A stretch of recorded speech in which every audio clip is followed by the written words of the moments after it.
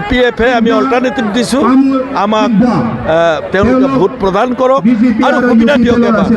যে আমি এটা পৰিৱৰ্তন আনিব পাৰিম নে নাই সুবিধা এটা দিব লাগে ৰাইজ হয় আঙুলি কাটি পেলোৱা হাত কাটি পেলোৱা ভৰি কাটি পেলোৱা সাংসদৰ যদি এনেকুৱা চিন্তা চৰ্চা হয় তেতিয়াহ'লে মই ভাবোঁ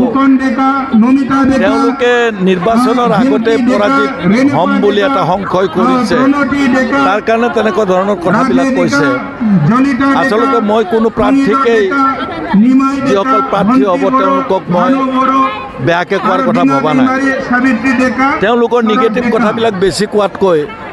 আমি বিপিএফ দলে ভৱিষ্যতে বিজয়ী হোৱাৰ পিছত কি ভাল কথা ভাল কাম কৰিম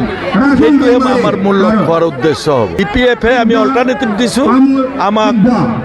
তেওঁলোকে ভোট প্ৰদান কৰক আৰু সুবিধা দিয়ক এবাৰ যে আমি এটা পৰিৱৰ্তন আনিব পাৰিম নে নাই সুবিধা এটা দিব লাগে ৰাইজ আপুনি কিয় জিতিব মই এইকাৰণে জিকিম যে আমাৰ হাগ্ৰামৰ মহিলাৰী ডাঙৰীয়াই যোৱা 17 বছৰে যে আমূল পৰিৱৰ্তন বিটিচি যাক বুলি কোৱা হয় যে বিটিচি স্ৰষ্টা বুলি কোৱা হয় তেওঁৰ যি কাম কাজ সেইটো অসমৰ বিটিচিৰ বাহিৰতো যথেষ্ট সুনাম অৰ্জন কৰিছে আৰু আপোনালোকে জানে আমাৰ দলটো আঞ্চলিক ৰাজনৈতিক দল মাত্ৰ বিটিচিত কনচেনট্ৰেট নহয় ষ্টেট লেভেলৰ দল আৰু এই দলটো অসমৰ বাহিৰতো বিটিচিৰ বাহিৰতো তাৰ মানে আমাৰ সমানে কৰ্তৃত্ব আছে আমাক যেতিয়া ৰেজিষ্ট্ৰেশ্যন দিয়ে তেতিয়া সেই ৰেজিষ্ট্ৰেশ্যনটো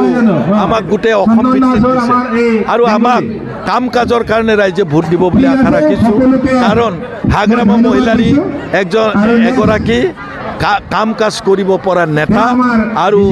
তেওঁ ৰাজ্য চৰকাৰ আৰু কেন্দ্ৰীয় চৰকাৰৰ পৰাও সমগ্ৰ অঞ্চলটোৰ কাৰণে ধন বিত্ত আনিব পাৰিব আৰু পাৰ্লিয়ামেণ্টত সমগ্ৰ ৰাজ্যখনৰ হকেই আমি বিষয়সমূহ এড্ৰেছ কৰিম সেইবিলাক বিষয় জাতীয় সমস্যা হ'ব পাৰে আমাৰ ৰাইজৰ বিভিন্ন জনগোষ্ঠীৰ নিজা সমস্যা হ'ব পাৰে সেইবিলাক আমি প্ৰপাৰলি দিল্লীত আমি এড্ৰেছ কৰিম